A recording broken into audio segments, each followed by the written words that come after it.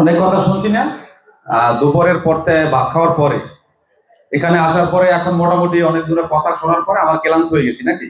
আচ্ছা, আমরা এখানে যারা আছি আমাদের প্রত্যেকের দুইটা হাত আছে, এক হাত আছে, এরকম কেউ আছেন? নাই। আমাদের এই সাইড স্যারের যে আয়োজনটা করলো, তার আগে একটু বলে নিই, এই অডিটোরিয়ামের মধ্যে আমরা প্রথম ঢুকছি কে কে? জীবনে ফার্স্ট,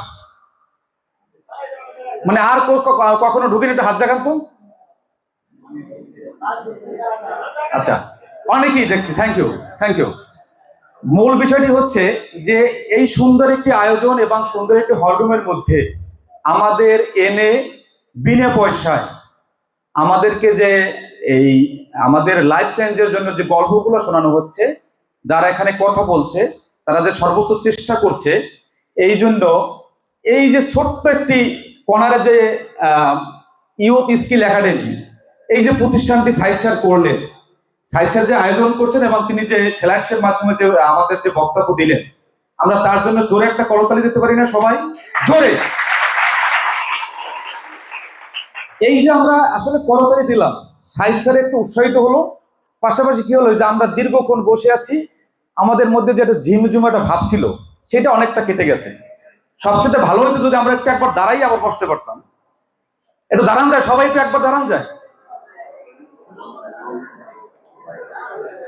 হ্যাঁ, এবার একটু আমরা বসি।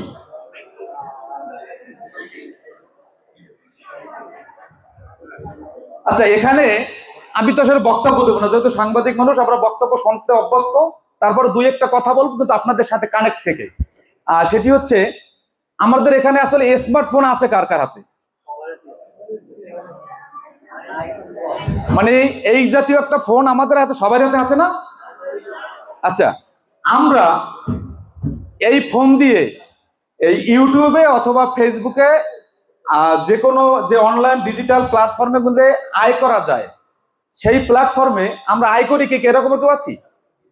মানে আমরা টাকা আয় করি, একজন পাওয়া গেছে, দুইজন পাওয়া গেছে। যদি আমরা এতগুলো মানুষ, প্রায় 100-র উপরে নাকি সাইজ স্যার? আচ্ছা, বেশি।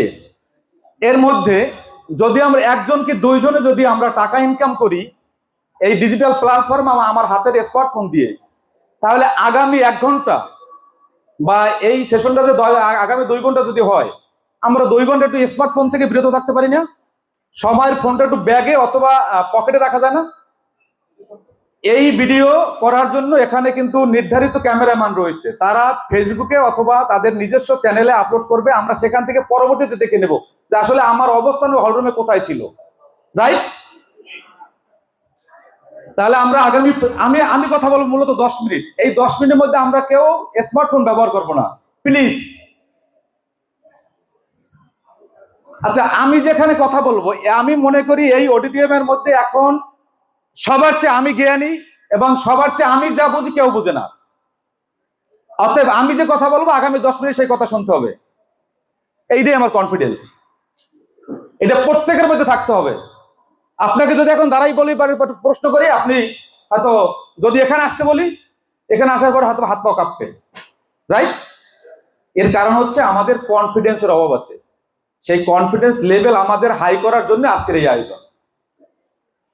তো এখন আমরা যদি এইখানে আসার পরে এই কথা শোনার পরে চলে যাই, বাড়ি গিয়ে এখান থেকে যদি একটা ওয়ার্ডও যদি না নিয়ে যাই, তাহলে আমি যে এই কষ্ট করে আসলাম, নিশ্চয়ই অনেকেরই তো আসলে গাড়ি ভাড়া খরচ হয়েছে, অথবা কাছাকাছি যারা ছিল তারা এখানে এসছে, এই গাড়ি ভাড়া খরচ করে আসাটাই আমার আসলে বিফল গেল।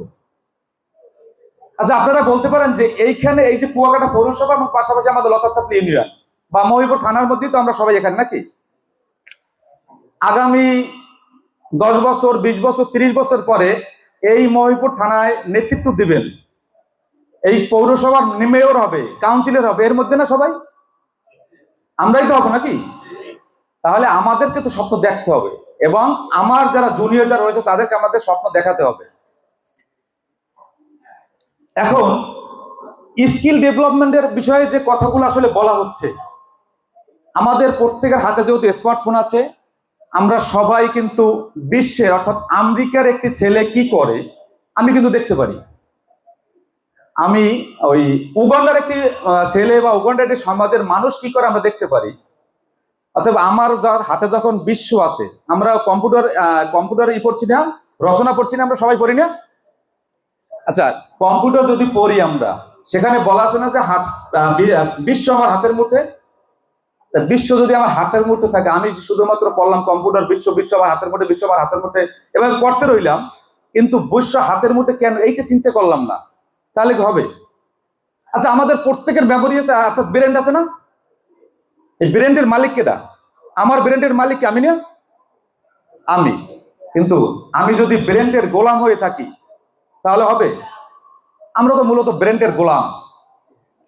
আমার এখন ভালো লাগে না, এখন পড়তে বসবো না, বা পড়তে বসছি এখন ভালো লাগে না, এই ভালো লাগে না ওইখানেই আবার পড়া শুরু করতে হবে, এটা পারবো আমরা?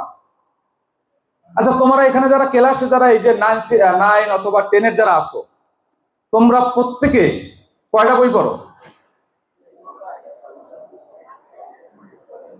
10টা, 11টা, 12টা। আচ্ছা, যে ফার্স্ট হয় সে কয়টা পড়ে? 5টা পড়ে, রাইট? সে 5টা বই পড়ে পরীক্ষা দেয় না? 12টাই পড়ে। তাহলে যে ফার্স্ট হয় সে যদি 12টা পড়ে, আমিও যদি 12টা পড়ি, সে যদি 98 পায়, আমি 33 কেন পাই না? এটা একটা প্রশ্ন না? এই প্রশ্নকে আমি কখনো করছি আমার ব্রেনের কাছে? অর্থাৎ সেই লোক যে 98 পায় সে কঠোর পরিশ্রম করে। আচ্ছা, ওসমান হাদি মারা গেছে না? ওসমান হাদি মারা হয়েছে না? ওসমান হাদি সবাই মোটামুটি আমরা চিনি না? সবাই চিনি। ওসমান হাদির আজ থেকে 10 বছর আগে সম্ভবত এই রকমের একটা সেশনের আমি অডিয়েন্স ছিলাম। ওসমান হাদি এই রকমের স্টেজে বক্তব্য দিচ্ছিল, সেটা হলো আমজদপুর স্কুলের নিচে। ওই দিন একটা কথা বলছিল, ওসমান হাদি কিন্তু অর্থাৎ এসএসসি পাস এবং এইচএসসি পাস করছে মাদ্রাসা থেকে। তো তার স্বপ্ন ছিল সে ঢাকা বিশ্ববিদ্যালয়ে পড়বে। তো যখন সবার কাছে প্রশ্ন করে, তখন বলে মাদ্রাসা ছেলেরা আসলে ঢাকা বিশ্ববিদ্যালয়ে চান্স পাবে না। ওসমান হাদি চ্যালেঞ্জ করছিল, সে গল্পটা কিন্তু সে বলছে, আমি শুনছি। চ্যালেঞ্জ করে বলছিল যে আসলে আমার ঢাকা বিশ্ববিদ্যালয়ে ভর্তি হতে হবে। এখন এই যে রেজাল্ট দেওয়ার পরে যে 3 মাস 3.5 মাস সময় থাকে, সেই সময় সে দুপুরে মাত্র আধা ঘন্টা, অর্থাৎ 30 মিনিট সময় নিচ্ছে গোসল এবং খাওয়ার জন্য। এই 30 মিনিট নিতে গিয়ে সে কখনো দুপুরে মাছ এবং মাংস দিয়ে ভাত খায় নাই। অর্থাৎ মাছ দিয়ে ভাত খাইতে হলে কাটা বাছতে হবে, গোস্ত দিয়ে ভাত খাইতে হলে হাড়ে সময় লাগবে। এই জন্য সে সবজি এবং ডাল দিয়ে ভাত খাইছে 3.5 মাস। এরপরে সে ঢাকা বিশ্ববিদ্যালয়ের স্টুডেন্ট হয়েছে। এখন তোমাদের স্মার্টফোন আছে, তোমরা যদি প্রতিদিন সকালে স্মার্টফোন বের করে ইউটিউবে গিয়ে যদি একটা সার্চ দাও যে সকল ব্যক্তির গল্প, অনেকগুলো গল্প আসবে না? প্রতিদিন 5 মিনিট অথবা 10 মিনিট একটা ভিডিও না? এই 5 মিনিট 10 মিনিট যদি একটা ভিডিও আমরা দেখি, একটা ভিডিওতে আমার লাইফ চেঞ্জ হতে পারে, দেখা যায় না? অর্থাৎ সফল মানুষের চিন্তা, আমি যখন সফল মানুষের গল্প শুনবো, তখন আমার ব্রেন ইতিবাচক দেবে, ইতিবাচক সাড়া দেবে। ইতিবাচকটা হচ্ছে এরকমের, আমি স্টেজে ওঠার আগেই একটা পানির বোতল নিয়েছিলাম, খেয়াল করেছেন সবাই? এই বোতলের মধ্যে কি আছে? এখন পানি আছে। কতটুকু পানি? অর্ধেক পানি। এইটার মধ্যে অর্ধেক পানি আছে, এই বোতলটা অর্ধেক খালি আছে। দুইটা শব্দ রাইট, অর্ধেক খালি আছে, এটা হচ্ছে নেগেটিভ। এই বোতলে অর্ধেক পানি আছে, এটা হলো পজিটিভ। আমরা আজ থেকে বলবো কি অর্ধেক পানি আছে, একটা গ্লাসে অর্ধেক পানি আছে, অর্ধেক খালি আছে, এই কথাটা আমরা বলবো না। অর্থাৎ আমরা নেগেটিভ শব্দ নিয়ে পৃথিবীতে জন্মগ্রহণ করি। কিভাবে? আমি যখন মায়ের গর্ভ থেকে যখন পৃথিবীতে ভূমিষ্ঠ হই, তখন আমি তো অবুঝ কণ্ঠে রবে কাঁদা শুরু করি না? তখন আমার আশেপাশে যে আত্মীয় স্বজন যারা থাকে, তারা প্রথম যে শব্দটা বলে, কেঁদো না বাবা, কেঁদো না। এই যে না বোধক শব্দটা আমাদেরকে মস্তিষ্কে প্রথম দিন দেওয়া হয়, সেই থেকে আমরা না বলতে অভ্যস্ত। মা টেবল থেকে এক জগ পানি আনতে বলছে পারবো না, আমার এদিকে হবে না। কেন হবে না? অনেক পরিশ্রম না তো এখানে। আচ্ছা, সকালে আমরা সকাল থেকে এই ব্যায়াম করি কে কে? মনে হয় একজন না, একজন আছে, রাইট? 2 জন। আচ্ছা, ও মাটি করে, মাটি আমার মেয়ে। আচ্ছা, ব্যায়াম কি হয়? আমরা শারীরিক আহ, শারীরিক চর্চা এবং হচ্ছে যে ফিজিক্যাল এক্সারসাইজ আমরা রচনা করছি না, সবাই পড়ি না? এই যারা পরীক্ষিত তারা তো আসলে প্রস্তুতি নিচ্ছি।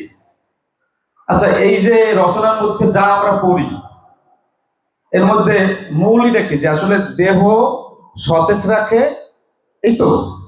অর্থাৎ আমি যখন সারাদিন সারা রাত্রে যখন ঘুমাইছি, ঘুম থেকে যখন যাচ্ছি, তখন কিন্তু আসলে আমার এক ধরনের শরীর ক্লান্ত ক্লান্ত ভাব। যদি আমরা 5 মিনিট, 5টা মিনিট ব্যয় করি বা 10 মিনিট, যদি আমরা 5 মিনিট ব্যায়াম করতে পারি, তাহলে কিন্তু শরীর ঠিক হয়। আমি পরবর্তী যে কাজে বসি সেই কাজে আমাদের মন বসে।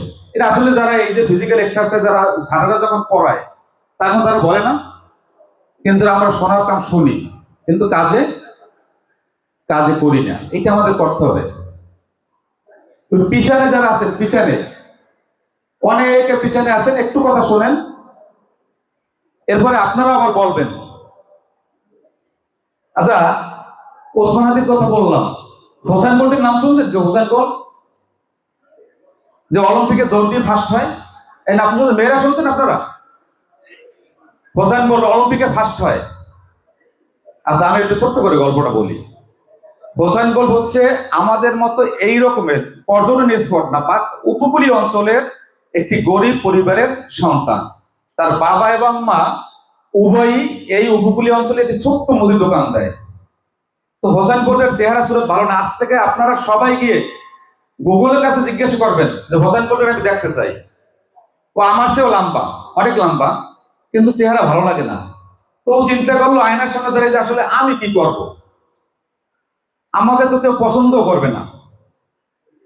তো নিজে কি করবে, করার চিন্তা থেকে একদিন আর মনে হইলো যে না, আমি অলিম্পিকে দৌড়াতে পারবো, আমার তো অনেক শক্তি আছে শরীরে। এরপর পর থেকে সে প্রতিদিন শুকনো বালুর, অর্থাৎ মরুভূমির উপরে শুকনো বালুর উপরে সে প্রতিদিন 8 ঘন্টা দৌড়াইত। এই যে 8 ঘন্টা প্রতিদিন কঠোর পরিশ্রম করার পরে অলিম্পিকে যখন সে দৌড় দেয়, তখন 2 থেকে 3 সেকেন্ড আগে সে ফার্স্ট হয়। এই যে 2 থেকে 3 সেকেন্ড আগে ফার্স্ট হওয়ার কারণ হচ্ছে এই যে সে কঠোর পরিশ্রম করেছে। এখন এই জাতীয় কঠোর পরিশ্রম আমরা কয়জনে করতে পারি? কেউ পারি না। আমাদের মধ্যে এই চেষ্টাই নাই। যদি চেষ্টা থাকতো তাহলে, আসলে আরেকটা বিষয় বলি, এখানে আমরা যে বয়সে আছি না, সবাই 17, 18, 19, 20, 21 এরকম বয়স না? আচ্ছা, আমি যদি ইউটিউব অথবা গুগলে সার্চ দেই, এই বয়সী অনেক পোলাপান পৃথিবী কাঁপাইতেছে, বিশ্ব জয় করছে তারা। অথচ আমি এই বয়সে কিচ্ছু করতেছি না। আমি বাবার পকেট থেকে টাকা নিয়ে চলে যাচ্ছি, বাবা না দিলে পকেট থেকে নিয়ে মেরে দিচ্ছি, তাই না?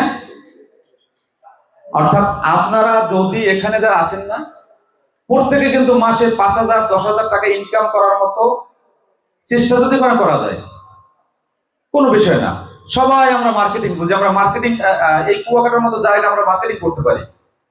যে কোনো একটা টাইম আপনি 1 ঘন্টা করেন, 2 ঘন্টা করেন। পৃথিবীতে প্রত্যেক মানুষ, আমি মায়ের গর্ভ থেকে পড়ার পর থেকেই আমি মার্কেটিং বুঝি, কিন্তু মার্কেটিং করি আমি, কিন্তু আমি বুঝি না কেন, কিভাবে করি। ধরেন আপনার বাবা কঠোর পরিশ্রম করে বাসায় আসছে, এখন আপনার কিছু একটা লাগবে, ছেলেদের একটা সাইকেল, তো সাইকেল লাগবে, কঠোর পরিশ্রম, শরীর থেকে ঘাম পড়তেছে, তখন কি আপনি যাই বলেন যে আব্বা আমার একটা সাইকেল কিনে দাও? তখন তো বোঝেন যে মেজাজের অবস্থা কি হবে, তখন কিন্তু বলেন না। বাবা যখন খেয়ে দেয় আপনাকে, যখন আপনাকে আদর করে, সেই মুহূর্তে কিন্তু আপনি বলেন বাবা আমার একটা আবদার ছিল, কি, আমার একটা সাইকেল লাগবে। বাবার মন তখন গরম, একেবারে নরম, বাবা কিন্তু না বলতে পারে নাই, আপনার কিনে দিছে নাকি। অর্থাৎ আপনি কিন্তু মার্কেটিংটা বুঝছেন। ওই জায়গায় আপনার দুধ খাওয়া লাগবে, আপনি কাঁদতেন কেন? কে শিখেছে আপনার কাঁদা?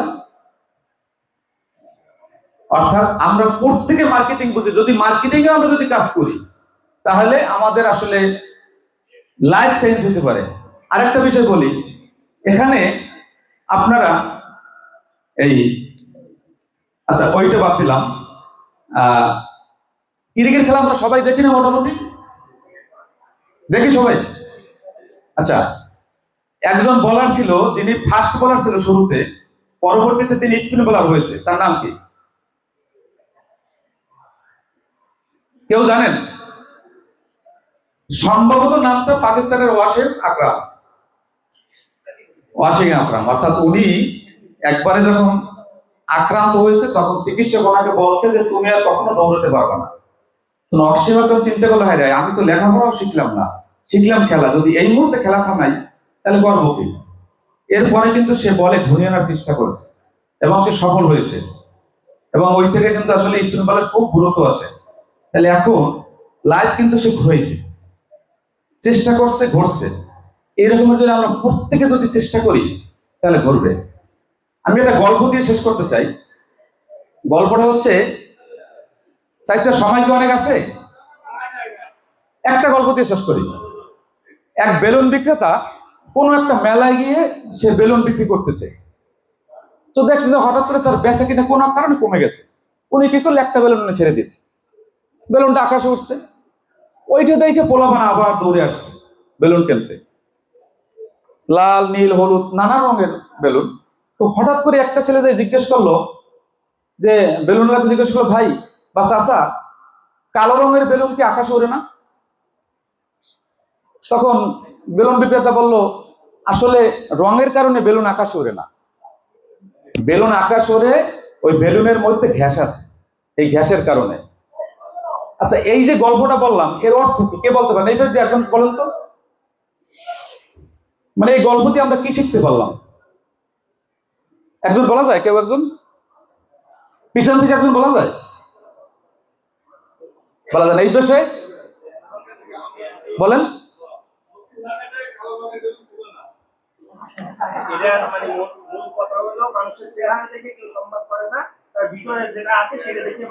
রাইট। আমি পৃথিবীর কোথায় আছি, কোন জায়গায় আছি, কোন পরিবারে জন্মগ্রহণ করেছি, কোন শিক্ষক আমাকে পড়ায়, এটা ম্যাটার করে না। বিষয় হচ্ছে আমার ভিতরে কি আছে, আমার মগজে কি আছে। আমি যদি এই মগজকে কাজে লাগাতে পারি তাহলে সবকিছু অর্জন করা সম্ভব। সর্বশেষ আমি কনফিডেন্সের একটা গল্প দিয়ে শুরু করি, শেষ করি। কনফিডেন্স। এক জঙ্গলের গভীরে একটি কুকুর যে কোনো একটা সাধারণ হাড্ডি খাচ্ছিল। তো এরপরে যখন উনি পিছন থেকে ঘুরছে, ঘোরার পরে দেখে যে সামনে কাছাকাছি একটা বাঘ চলে আসছে। তো কুকুর চিন্তা করলো, যদি এই মুহূর্তে দৌড় দিই তাহলে রক্ষা পাওয়া যাবে না। তো কি করলো, আস্তে করে বসে, মানে পিঠ অন্যদিকে ঘুরিয়ে বলতেছে, চিৎকার করে বলতেছে যে বাঘের গোস্ত বা বাঘের হাড় এত মজা, যদি আগে জানতাম তাহলে জঙ্গলের বাঘ একটাও রাখতাম না। বাঘ তো দৌড়, জোরছে দৌড়। এই জিনিসটি গাছের ডালে বই দেখছে কি বানর, বানর ওই পিছনে বাঘের পিছনে দৌড়ে, মামা বানর, কুকুর তো তোমার ভুল বুঝাইছে মামা, তোমার বোকা বানাইছে। বাঘ তো তার গম্ভীর কণ্ঠে, কেন, কিভাবে? মামা ও তো সাধারণ একটা হাড্ডি খায়, ও তো বাঘের হাড্ডিই খাচ্ছিল না, তোমার তো বোকা বানাইলো, চলো মামা। তো বাঘ আবার ব্যাগে আসতেছে, বানর এবার একটু বন্ধুত্ব হয়েছে না, এটা একটা ইনফরমেশন দিতেছে। সে বাঘের উপরে, পিঠের উপরে বসছে। তো বসার পরে কাছাকাছি যখন আসে তখন কুকুর দেখে আবার যে বাঘ আবার কাছাকাছি আসছে, বাঘের পিঠে আবার বানর বসা। তাই কুকুর বলছে সব কাউ বানর, বানর মামা সর্বনাশ করছে। এবার কুকুর আরেকটু ঘুরে দিয়ে অন্যদিকে বলতেছে, শালার বানরটারে পাঠাইলাম, বাঘটারে কিছু একটা ভুলভাল বুঝাইয়ে নিয়ে আসছে, এখন আসে না, দেরি করতেছে কা। এই কথা শোনার পর বাঘ আবার দৌড়। অর্থাৎ কুকুর তার কনফিডেন্স, এই কনফিডেন্স, অর্থাৎ কঠিন মুহূর্তে যদি আমরা সাহস নিয়ে যদি আমরা কনফিডেন্স ধরে রাখতে পারি তাহলে আমরা জীবনে সাকসেস হবই হব। প্রত্যেকে সাকসেস হওয়ার জন্য চিন্তা করবেন, আপনার লাইফ আপনার মেমোরি আপনার, অর্থাৎ মেমোরির গোলাম আপনি না হয়ে মেমোরিকে কাজে খাটাবেন। সবাইকে ধন্যবাদ। আসসালামু আলাইকুম।